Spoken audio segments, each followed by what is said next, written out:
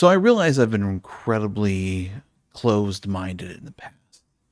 And I think it's time for me to reflect and kind of discuss all the areas about Linux which I was completely wrong.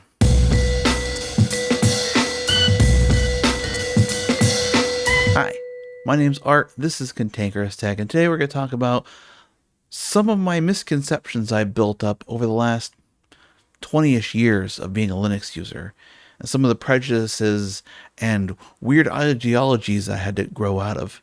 And maybe for those who are, longtime users like myself, or even users just getting into the Linux world, maybe this might be beneficial. So I guess part one is I used to be a bit of a snob. It had to be all GPL or nothing. You know, I winced at installing Flash. I didn't want proprietary drivers. I'd go try to source hardware specifically so I could have the GPL driver versions of things.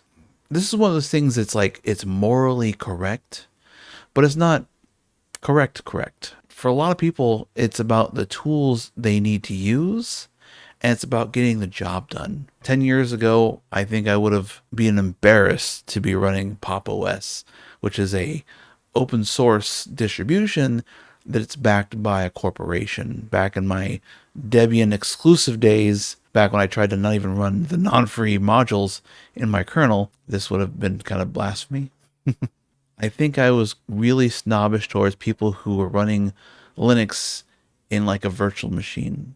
In my head, for some reason, I'm like, that's not real Linux. You're not doing it right. Even though there is a certain level of learning curve you get when you put Linux on the raw hardware, at the end of the day, Linux was designed to run anywhere and everywhere, and Linux is Linux. If you run it on bare metal, you run it on a Raspberry Pi, you run it on an Android phone, or you run it in a virtual machine or Docker, you still got the tools, you're still doing the job, you're still making the most of it, and you're still using it the way it was designed. It was designed to run everywhere. I'm still very adamantly anti-Apple. I feel like they, as a company, I would avoid at all costs. Personally, I would never use their phones. Their hardware, some of their older hardware is nice. If someone gave me a MacBook, I would not turn my nose up at it, but I would not pay money for it, if that makes sense. The lack of repairability, the lockdownedness, the fact that it's even though Linux is coming to the M1 and M2 chips, the fact they had to jump through hoops to get it there is not a direction I would want to send my money. I still stand by the idea, if you can avoid giving Apple money, do it.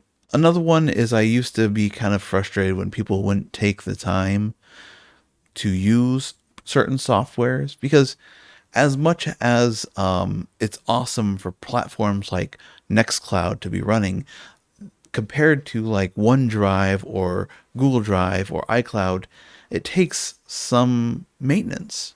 You have to make sure the servers are running and are updated. You have to log in once in a while, make sure things haven't gone south, where when you're paying for OneDrive like I am now, believe it or not, you don't think about it. You don't have to think about it. Now that I've become that guy who's like, my time is worth far too much to try to spin up a VM just so I can sync some files.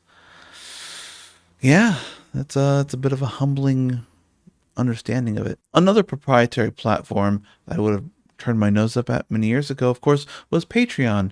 But without that, I wouldn't have these cool cats supporting me.